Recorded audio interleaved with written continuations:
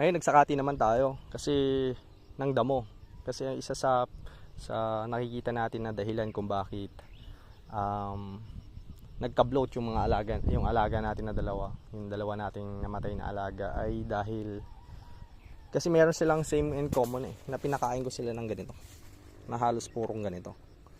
Yung mga time kasi na yun is umuulan kaya hindi tayo nakapagsakate, kaya ang kinuha lang natin mga ipil-ipil kasi marami sa atin nun. Sabi ng isang nakuhanan ko na hindi daw pala maganda yon, dapat daw pala ang ratio lang ay 20% lang na ipil, 80% pa rin na damo ang papakain natin.